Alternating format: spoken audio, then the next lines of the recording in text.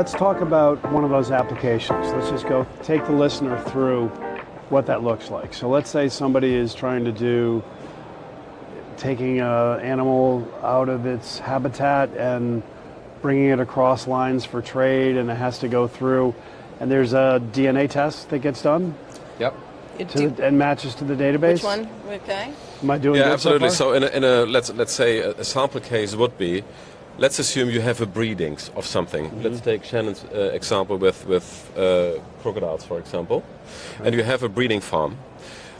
Our offer is that any animal in this breeding farm gets such a digital passport, genetic passport. It is in the system. It is known from that very moment, and whenever a crocodile is coming to customs, for example, and they see, okay, look, here's paper, says, Or product.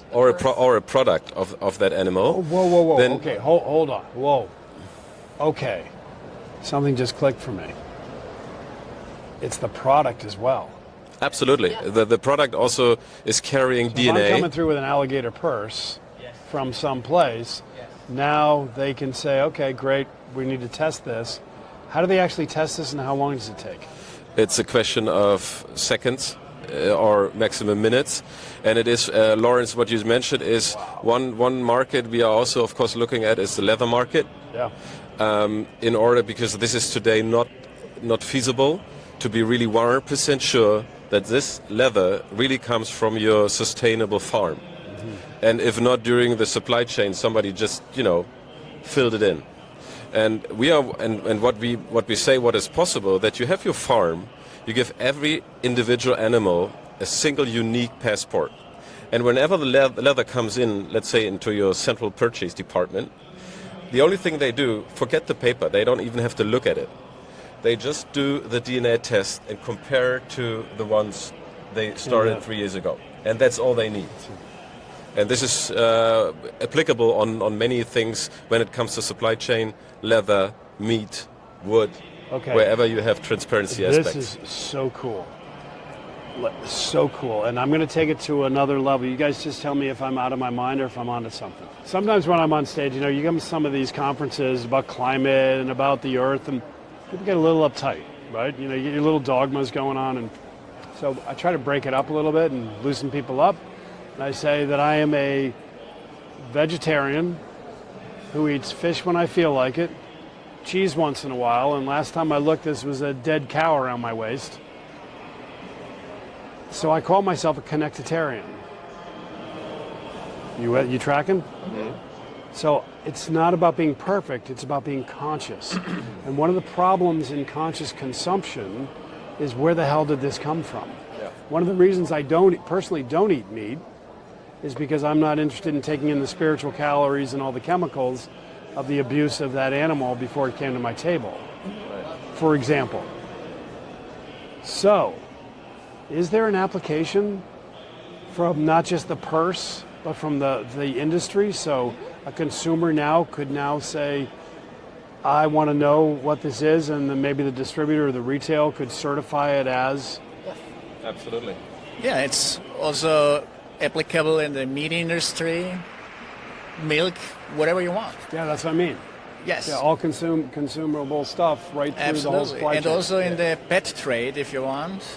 And a lot of no's, or when something gets forbidden, is based on because you cannot verify whether it's illegally or legal, originates from the wild or from a legal, sustainable farm or not. Yeah. And our tool is the tool to verify it and prove it. And there's also, when it comes to the... Also, to address your question, when it comes to meat, we are also internally discussing one thing. Probably in the future it will be more important. If you take a cattle, and taking your point, there is a difference if your meat was, first of all, breeded, let's say, and grow up sustainably. This is one thing. Right. And the other is how much, for example, in pharma, did this meat consummate? Right. And of course, when you have an individualization, you can also have like a file, like a health file of a cattle, which is 100% showing how much antibiotics, how much whatever has been feeded That's to huge. that one? That's And huge. does it make a difference for you if you purchase a filet, if that is of a cattle which has no contact with antibiotics, or the one who has had to go through it 15 times? Yeah, so there's also, and you have to individualize it. Yeah. That's incredible. So what is, you guys need some money? Yes. Yeah, anytime. Capital's a thing, yes, isn't it is. It is an Yeah. extremely important part of this process. I'm going to put you back to the CEO. All right, I'm so I'm the animal let's lover. talk, let's go, because we've got the film crew telling us we got 30 seconds. Okay.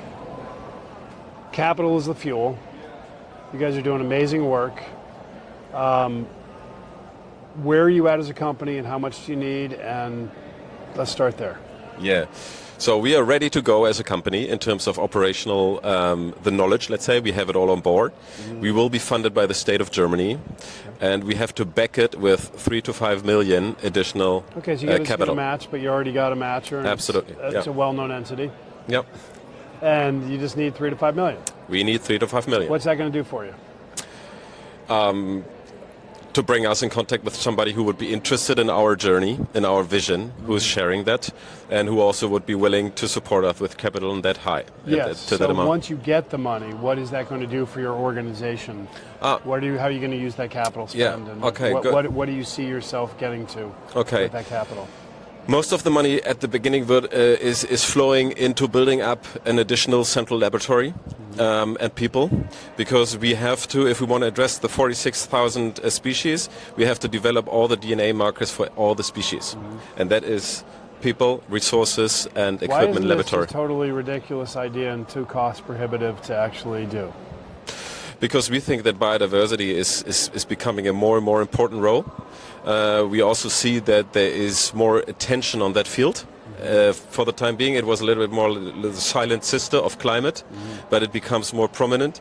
And we are in many discussions where people are also willing to invest for a better biodiversity environment and also products. It's time. It's time. Axel, Shannon, Peter, we're going to give you in the middle the last word. But before we do that, or actually as we do that, please name out the company, how they can get in touch with you. And of course, you can always come to the Conscious Capital Foundation. We will connect you, Thank you, with people Lawrence. who are interested in this and get some money. Hi, I just wanted to thank Lawrence for having us on today. This was a wonderful interview. We had a lot of fun, and we are with Biodivertis. You can find us on biodivertis.com. Please come check us out, support us. We have a wonderful video, which I think you'll love to see, and yes, we look forward to hearing from you.